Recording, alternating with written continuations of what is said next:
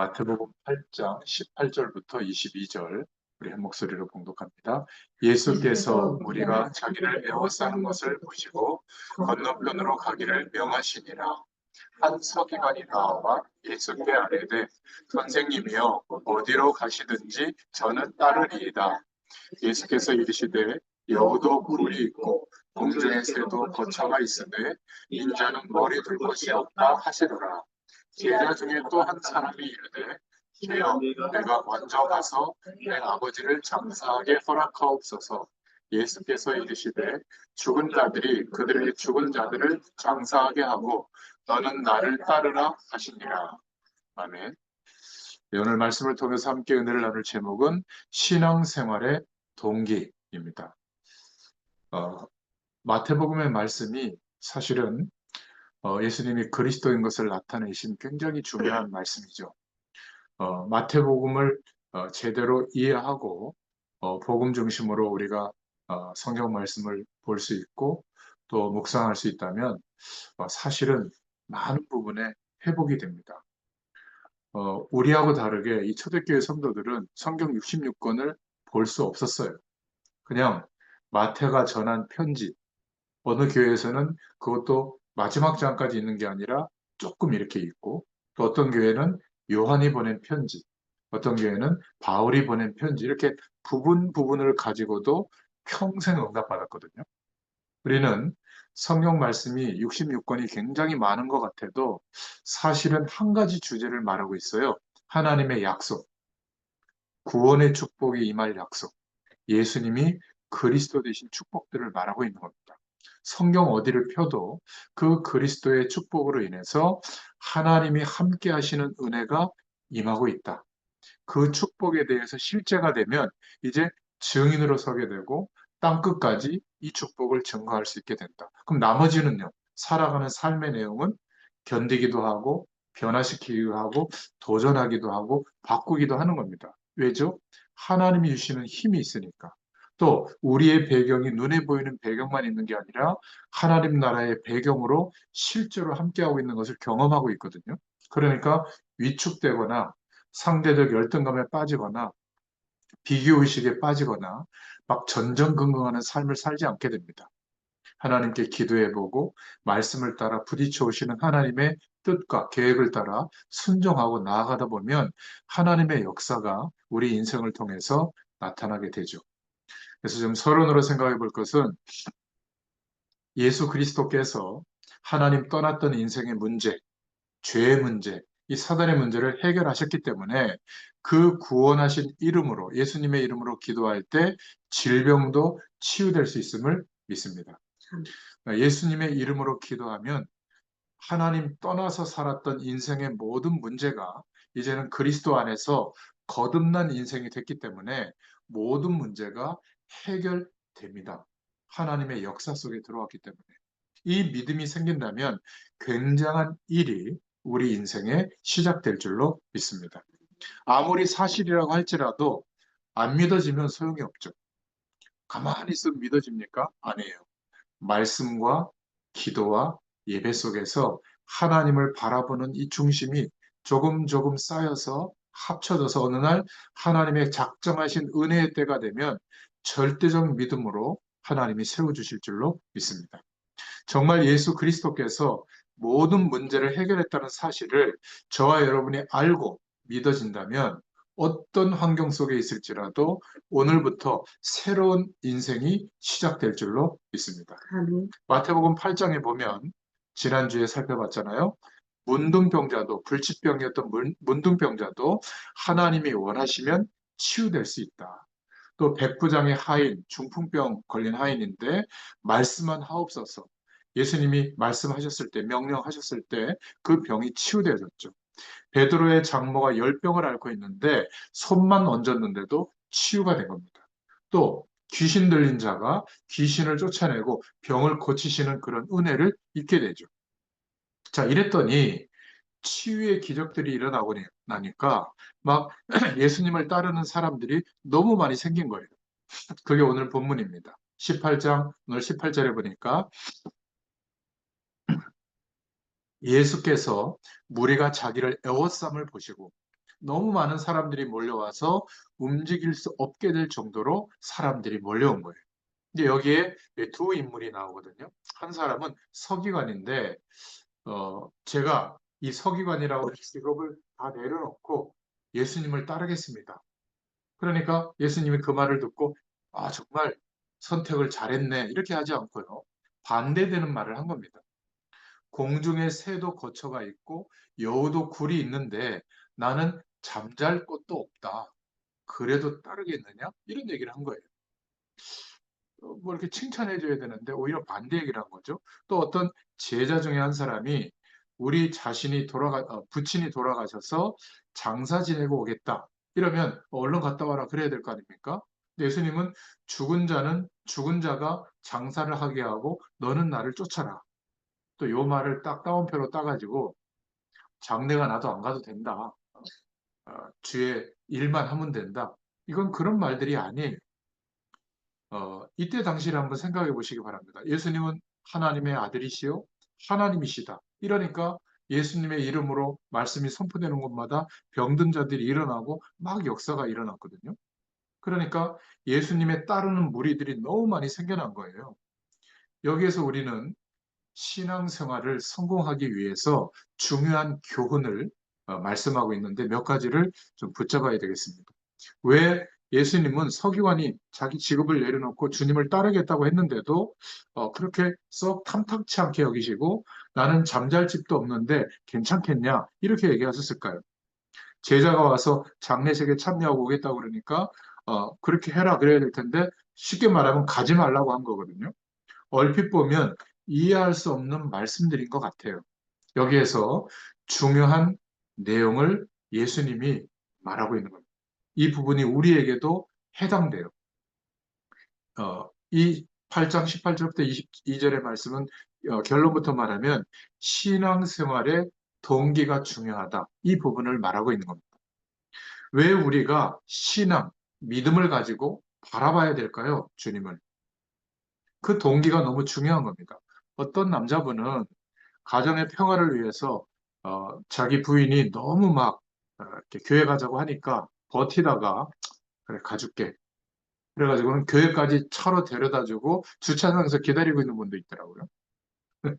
어쩔 수 없이 오는 분. 또 어떤 분은 질병 때문에 경제적 어려움 때문에 내가 좀 하나님 믿으면 이런 문제가 해결될까 싶어서 그렇게 교회 문을 두드리고 오게 된 경우도 있습니다.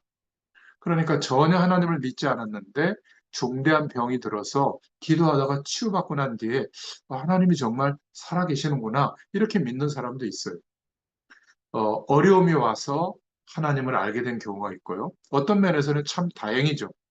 그런데 저와 여러분이 진짜로 복음 안에서 성공이 되려면 신앙을 하고 있는 믿음을 갖고 있는 그 신앙 생활을 하게 된 동기가 중요하다. 오늘 이 부분을 말씀하고 있는 겁니다. 하나님의 응답을 받고 못 받느냐는 우리가 오늘 이 시간에 무슨 이유 때문에 이 말씀 앞에 저희들이 앉아 있을까요? 그 이유가 중요한 거예요. 우리가 주일날 교회 가서 예배 드릴 때 나는 왜 예배의 자리에 참여하고 있을까? 예수 믿게 된 이유들이 많이 있는데 그 예수 믿게 된 이유가 저와 여러분이 받아야 할 응답과 관계가 있는 겁니다. 그렇다면 굉장히 중요하겠죠. 예수님께서 지금 신앙생활의 동기가 무엇인가 이거를 건드려 주신 거예요. 예수님의 기적을 보고 막 대단하잖아요. 막 그런 병자들이 고쳐지고 하니까 서기관은 자신의 직업을 버릴 것을 결심한 겁니다. 근데 이 어떤 동기를 가지고 그렇게 했냐면 야, 저분이 대단하구나. 저분을 따라다니면 성공하겠구나. 이런 생각을 하게 된 거예요. 그래서 서기관이라고 하는 직업을 버리고 따라오겠다고 한 거거든요. 그게 나쁜 건 아니죠. 그런데 이 사람이 가지고 있는 동기가 문제였던 겁니다. 거기에 예수님께서 답을 하신 거예요. 새도 거처가 있고 여우도 굴이 있는데 나를 따라오면 잠자코 없을 수도 있다. 아무것도 아닌 것 같지만 굉장히 중요한 부분을 건드려 주신 거예요. 오늘 우리가 왜 여기에 앉아 있으며 왜 신앙을 하는 그러니까 믿음의 근거를 가지고 우리가 뭔가를 믿고 있는 신앙생활을 하고 있는가? 우리가 신앙생활하는 동기가 무엇인가? 이거를 예수님이 우리에게 질문하고 있는 겁니다. 왜 나는 예수를 믿고 있죠? 이게 너무 중요한 거예요.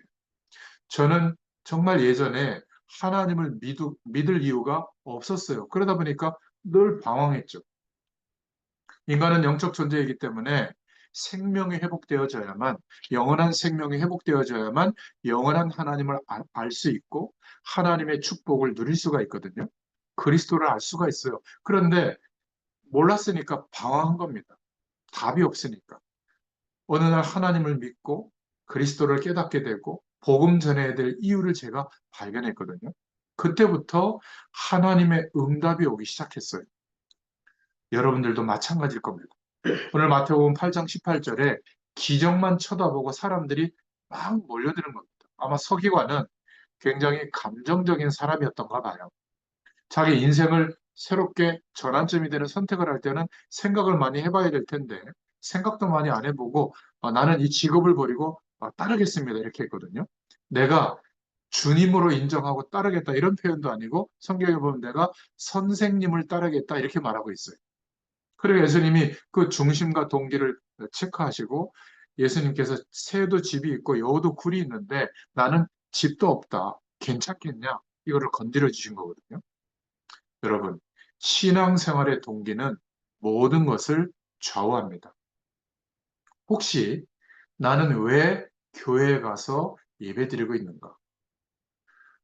대부분의 요즘 성도들이 보면 교회 오래 다녀도 아니, 목사님 신방은 안 받을래요.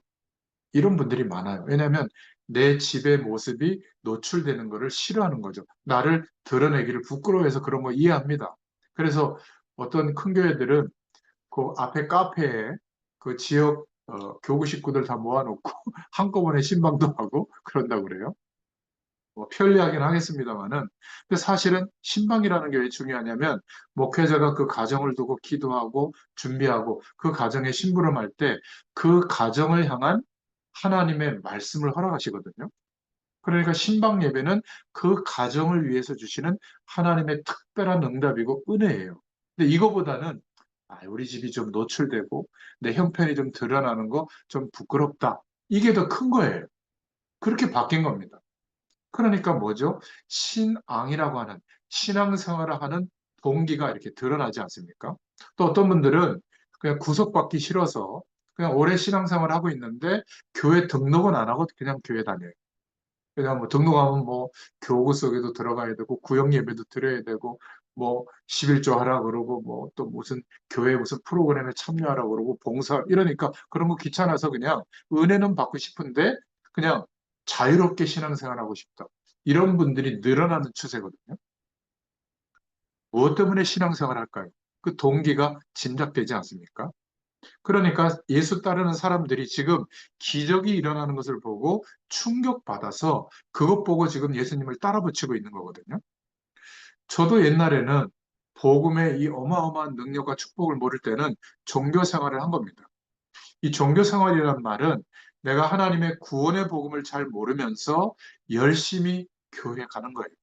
또 교회에는 봉사할 일들이 많잖아요. 그러니까 아침부터 저녁까지 얼마나 교회 일들이 많은지 모릅니다. 일이라고 하는 일은 다 했죠. 어, 처음 신학교 가서 전도자로서 봉사할 때 별 보고 교회 가서 별 보고 퇴근했으니까. 그러니까 모든 분야에 뭐 준 전문가가 될 정도로 그렇게 열심히 일했어요. 그런데 제게는 안식이 없었어요. 하나님이 함께 하시는 평안함이 없었습니다. 잠깐 잠깐은 있었지만. 제가 그때는 사실은 종교 생활을 하고 있었던 겁니다. 신앙이 그리스도께서 함께 하시고 성령으로 역사하시는 그 축복을 믿는 믿음이 아니라 뭔가 육신적인 동기와 세상에서의 행복을 기대하고 있었거든요. 제 동기가 바르지 않은 거예요. 그러니까 할 수 있는 길은 무조건 열심히 했던 것밖에 없었던 것 같아요. 근데 아무리 열심히 해도 제자가 세워진다거나 전도의 문이 열린다거나 그런 열매가 안 났어요. 저와 여러분이 그리스도를 정말 알고 그냥 삶을 살아가는데도 하나님이 역사하시는 것을 보게 되잖아요. 잘 모르면서 하니까 아무리 열심히 해도 뭔가 열매가 없더라고요. 근데 어느 날 제가 예수님을 그리스도로 믿게 된 겁니다. 그때부터 사실은 복음 받을 사람을 붙여주시고 또 문을 열어주셨어요. 이러니까 제 살아가는 신앙을 하는 신앙생활의 동기가 달라진 겁니다. 더 그리스도의 축복을 알기를 원하고 하나님이 함께 하시는 임마누엘의 축복을 알기를 원하고 이게 제 신앙생활의 동기가 된 겁니다. 주는 그리스도시요 살아계신 하나님의 아들이십니다. 이런 믿음의 고백이 내게도 계속되게 된 겁니다. 이러니까 이 축복을 어떻게 하면 알려줄 수 있을까? 전도를 생각하게 된 거예요. 그래서 제가 이렇게 말씀 전하는 스타일도 바뀌게 된 겁니다.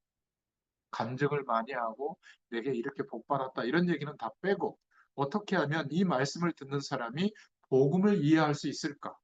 영원한 하나님의 축복을 경험할 수 있을까? 이것을 설명하는. 그래서 이 설명을 듣고 설교로 끝나는 게 아니라 하나님의 말씀, 성경 말씀을 찾아서 보고 그 말씀이 내게 말씀하시는 성령의 음성을 들을 수 있도록 기준이 설교가 아니라 하나님의 말씀이 되도록 제가 지금 심부름하고 있거든요. 그러니까 이 말씀은 그냥 영상으로 올려놓은 거 유튜브 주소를 복사해서 하나님의 말씀이 필요한 사람을 그냥 카톡으로 보내주면요. 그 사람들이 들어도 이해가 안 되지 않아요. 설명을 충분히 하기 때문에. 전도를 생각하고 말씀도 전하고 있는 겁니다. 여러분도 마찬가지예요. 아, 말씀을 듣고, 아, 감사하다, 은혜된다, 참 축복이다. 이 정도로 끝나지 말고 이 말씀을 들을 때 이 말씀이 내 삶 속에 누군가에게 필요하다는 것을 생각하고 들어보세요. 그러면 이 말씀을 전달할 수 있는 문들을 열어주실 줄로 믿습니다. 그렇죠? 그래서 제가 일부러 좀 굉장히 수고스럽지만 교재도 올려드리고 영상 파일도 올려드리고 음성 파일도 올려드리는 겁니다. 영상을 켜고 보려면 뭔가 인터넷이 되는 공간에 있어야 되잖아요. 뭐 이렇게 무제한이 아니면. 그래서 음성 파일은 언제든지 뭐 이동하면서 이어폰만 있으면 다 듣거든요. 여러분 한번 도전해 보시기 바랍니다. 올 한 해 말씀을 묵상하고 하나님을 바라보는데 일어나는 하나님의 역사에 대해서 말할 것들이 생길 거예요. 하나님의 나라의 배경이 내게 임하고 있는데 거기에 대한 스토리, 이야기들이 있을 겁니다. 그걸 말해주는 게 전도예요. 성경 말씀들, 이 복음의 메시지들을 요약해가지고 그거를 외워서 설명하는 거는 그거는 그냥 강의죠. 사람들을 움직이기 어려울 겁니다. 그런데 내게 확인되어진 스토리, 하나님이 함께 하시는 이야기, 이것을 말해줄 때는 성령의 역사하심이 강하게 나타날 겁니다. 그러한 여러분들의 이야기가 하나님과 동행하는 이야기가 올 한 해는 많이 확인될 수 있기를 축원드립니다. 어,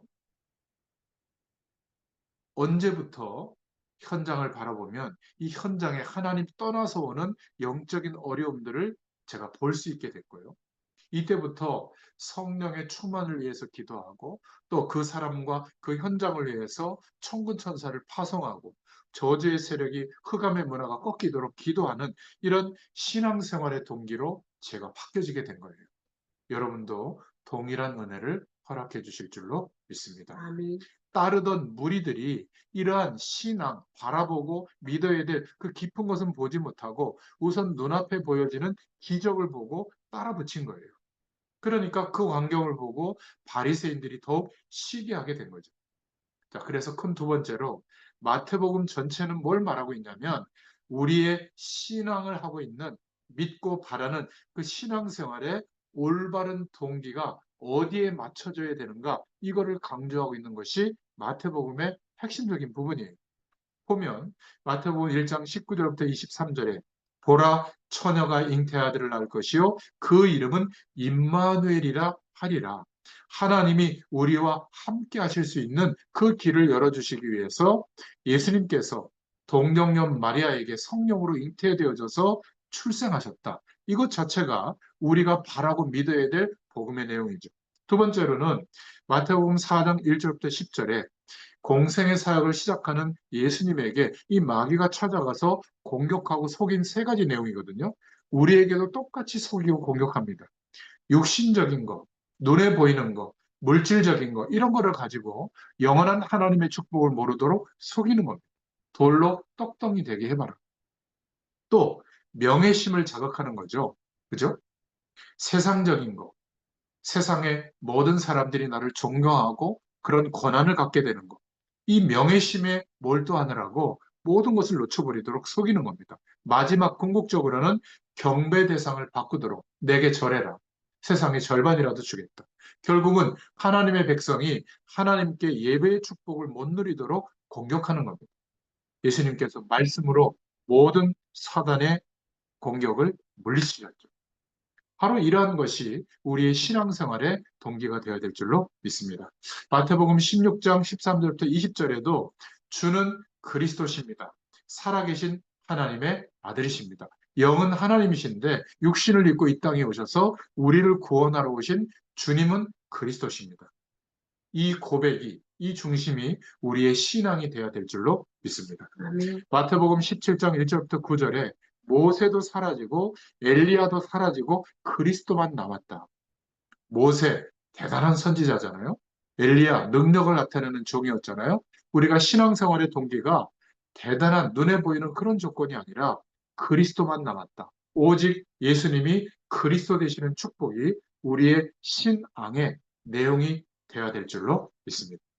그러면 마태복음 28장 16절부터 20절에 하늘과 땅의 모든 권세를 주님이 가지셨는데 내가 세상 끝날까지 항상 너희와 있겠다. 항상 함께 있겠다. 어떻게 하면요? 땅끝까지 이 복음을 증거할 때 이 권세를 가지고 함께 하겠다. 이게 우리가 믿는 신앙의 근거가 되어야 될 줄로 믿습니다. 왜 예수 믿습니까? 무엇 때문에 봉사하십니까? 헌금은 왜 드리죠? 기도는 왜 하고 있습니까? 우리의 신앙생활의 동기가 중요해요. 이것이 점검되어지면 아무리 작은 교회도 교회 안에 헌금이 모자랄 이유가 없습니다. 우리는 왜 교회에서 하나님의 일을 하죠? 왜 주님을 섬기는가 점검해 보세요. 그러면 교회 안에서 주일을 하다가 싸울 일이 없다니까요. 누가 주장하면 예, 그렇게 하세요. 양보할 수 있는 거죠. 굳이 내가 막 그 기득권을 가지고 해야 됩니까? 안 해도 돼요. 굳이 교회에서 열심히 일한다 그러면 다 일하도록 양보해 주세요. 저와 여러분은 은혜를 받고 현장에서 현장 예배가 회복되어지도록 복음 증거하도록 이 일을 더 열심히 해야 될 거 아니겠어요? 그런데 늘 중직자들은 교회 안에서 다툽니다. 내가 권한이 더 많다. 왜 월권을 하냐? 왜 침범하냐? 주로 그런 얘기 아니겠습니까? 받을 축복이 너무 크기 때문에 잔잔한 일들, 저는 큰 문제가 되지 않더라고요. 저와 여러분의 교회와 저와 여러분은 지금 시작된 줄로 믿습니다. 한 시대에 전도운동한 교회와 그 사람들은 주님의 백성들을 하나님이 어떻게 축복하셨는지 저는 알고 있어요. 그러한 방향으로 순종하고 나아가는 저와 여러분의 후대들이 받을 축복을 저는 알고 있습니다. 지금 눈에 보이는 모습 가지고 너무 고민하지 마세요. 저는 이 확신을 갖고 있기 때문에 이제는 우리에게 주님께서 말씀하시는 동기도 분명히 해야 된다. 이거를 점검해 주시는 거예요. 저와 여러분이 함께 막 부흥시키기 위해서 전도하자 이런 것도 아니에요. 우리의 신앙을 하는 근거, 믿고 바라는 신앙의 생활의 동기가 모든 것을 좌우하는 줄로 믿습니다. 자, 그렇다면 세 번째로 신앙생활의 방법을 예수님이 말씀하고 있거든요. 그게 8장 21절부터 22절에 나와요. 말씀을 잘못 보면 오해할 수 있는 겁니다. 아니, 아버지 장례식하고 오겠다고 하는데 그것은 다른 사람에게 맡기고 너는 나를 쫓으라. 이렇게 말했거든요. 이게 도대체 무슨 말씀인지 이해할 수 있어야 됩니다. 여기에서 말하는 제자가 그런 얘기를 했단 말이에요. 그러니까 적어도 하나님 앞에 내 생을 들여서 인도받기를 원하는 전도자들, 특별히 주의 종들은 적어도 육신적인 것, 혈연적인 문제들, 그것 정도는 초월할 수 있어야 된다. 그거를 말하고 있는 거지. 장례가 나는데 장례식 안 가야 된다. 그렇게 말한 게 아니에요. 적어도 우리가 예수 그리스도의 이름으로 복음을 전하고 사도가 된 주의 종들은 육신적인 문제들은 초월할 수 있는 그 정도의 능력은 있어야 된다. 그거를 말하는 겁니다. 예수님께 물은 사람이 제자거든요. 말하고 있잖아요. 참 제자가 묻되. 그러니까 지금 장례식을 하지 말라는 게 아니라, 그렇죠? 장례식 하지 말고 나를 쫓아라. 그 말이 아닌데 자꾸 우리는 문자적으로 말씀을 본단 말이죠. 또 이 말은 집안 살림 돌아보지 말고 교회 일만 해라, 전도와 선교만 해라. 아니에요. 가정을 버리고 내 일을 해라. 그 말이 아니에요. 중요한 시기에 우리의 현장과 한 시대를 살려야 될 부름받은 주의 종들이 혈연과 육신적인 것에 묶이지 말고 주님을 바라보고 쫓으라. 그 말이에요. 중요성을 이야기한 거죠. 주의 종들에게 우선순위를 이야기한 겁니다. 평신도들도 마찬가지예요. 혹시 여러분 가운데 시간이 좀 남아서 여가를 선용하는 그런 기분으로 교회 가서 예배 드리고 오거나 예수 믿는 사람이 있다면 틀림없이 그렇게 예배 드리는데도 실패할 겁니다. 혹시 여러분들 가운데 취미 중에 하나로 연세 드신 분들은 어디 적적하기도 하고 그러니까 교회 가서 좀 활동하고 같이 교제하고 맛있는 밥 먹고 취미 삼아서 예수 믿는다. 실패할 겁니다. 실패한다는 말이 무슨 말이냐면 아무리 그렇게 신앙생활을 해도 어느 날 영적인 흑암의 권세가 내 인생에 들이닥치거든요. 질병을 통해서 들이닥치기도 하고 경제 문제로 들이닥치기도 하고 자녀 문제로 들이닥치기도 하고 부부 문제로 들이닥치기도 하는 겁니다. 문제가 큰 게 아니라 그 문제를 통해서 흑암 권세가 들이닥치는데 영적인 힘이 없잖아요. 취미로 신앙생활하는데 여가 선용으로 신앙생활하는데 그게 무슨 신앙의 근거가 되겠습니까? 그죠? 저와 여러분들은 우리 후대들에게 하나님의 올바른 축복이 전달될 수 있기를 축원드립니다. 그래서 오늘 결론이에요. 도대체 예수님이 누구신지 이 부분에 답이 났는가? 이 질문을 우리에게 하시는 겁니다. 예수님이 누구신지도 모르는 채 기적의 증거가 일어나니까 마구잡이로 따라다니는 무리들이 있었던 겁니다. 오늘 질문하시는 거예요. 도대체 예수는 누구신가? 한 권의 책이 쓴 적도 없는 주님께서는 가장 많은 저서가 남겨지게 됐죠. 주님의 영향력 때문에. 전 세계 영웅들을 다 합친 것보다도 더 큰 영향력을 끼친 이 예수님이 도대체 누구신가? 동정녀에게 탄생되어졌다고 말하고 죽었는데 부활했다고 말하는 도대체 이러한 복음의 내용이 무엇일까? 어째서 그 이름, 예수님의 이름으로 기도하는데 사단의 세력이 꺾이고 귀신의 세력들이 굴복하는가? 어째서 예수님의 이름으로 기도했는데 질병이 낫는가? 저와 여러분은 예수 믿으면 모든 문제가 해결된다는 사실을 어떻게 알게 됐을까요? 어떻게 믿게 됐을까요? 예수님은 도대체 누구라고 믿고 있습니까? 이게 중요하다 그 말이에요. 하나님의 전적인 은혜인 줄로 믿습니다. 주는 그리스도시요 살아계신 하나님의 아들이십니다. 이 지구상에서 가장 큰 지식, 높은 지식, 큰 답은 예수님이 그리스도라는 사실, 예수 그리스도가 어떤 일을 하셨는지를 아는 거예요. 가장 큰 비극은 그렇게 열심히 신앙생활 하는데, 말씀대로 살려고 하는데 예수님이 누구신지를 모르는 거예요. 그게 예수님 시대의 바리새인들이었습니다. 오늘 짧지만 예수님이 우리에게 질문하시는 내용, 장래 가지 마라. 예수 믿으면 가난하게 살 수 있다. 그 말을 한 게 아니에요. 너희의 신앙 행위의 중심이 어디에 있는가? 너의 동기는 무엇이냐? 그래서 마태복음은 우리가 믿음의 근거를 가져야 될 신앙을 해야 될 기준, 그 내용을 말해주고 있는 거예요. 여러분 한 주일 동안에 이 축복이 있기를 바라고 또 명절이 되면 가정에 흑암 세력이 틈탈 기운이 있을 때 여러분들이 예수 이름으로 미리 꺾어 놓으시기를 바랍니다. 오히려 이때 양보하고 조금 더 희생하고 조금 더 섬기고 이래서 그리스도의 향기가 나타나는 축복이 있기를 바랍니다. 우리가 누구죠? 이 예수님이 그리스도이시는 축복을 전달하도록 하나님께로 위임해 주신 사명이 있는 사람들이에요. 그런 축복을 가지고 한 주일 동안에 승리하시기를 바라고 다음 주는 하나님께서 달력에 빨간 날로 표시한 날은 쉬라고 한 날이기 때문에 거스를 수가 없어서 한 주일을 쉬고 또 그 다음 주에 뵙도록 하겠습니다. 기도하겠습니다. 하나님 감사합니다. 오늘도 마태복음의 말씀을 통해서 우리가 신앙생활하는 바른 동기를 점검할 수 있도록 축복해 주셔서 감사합니다. 우리가 믿고 바라는 근거가 하나님께서 말씀하시는 복음의 내용에 있게 하시고 또 예수님이 그리스도이시는 그 약속을 붙잡고 하나님이 우리에게 약속하시고 이미 허락해 주신 영원한 생명의 축복, 임마누엘의 축복과 하나님 나라의 배경에 있게 되도록 역사하여 주시옵소서. 아멘. 우리를 복음 속에 부르시고 인도하시는 그 방향, 사명자의 길을 갈 수 있도록 우리의 인생을 축복하여 주시기를 소원합니다. 하나님께서 1년에 한두 차례 명절을 허락해 주시고 가문과 가정을 생각하고 기도할 수 있는 은혜의 시간을 허락해 주셔서 감사합니다. 복음 가진 우리 한 사람 때문에 마침내 우리의 가정과 가문이 복음화되어지도록 하나님께서 역사해 주실 줄 믿습니다. 이 은혜가 누려지는 또 한 주간이 되게 하여 주시옵소서. 예수님의 이름으로 간절히 축복하옵고 기도하옵나이다. 아멘. 네. 감사합니다. 감사합니다. 감사합니다.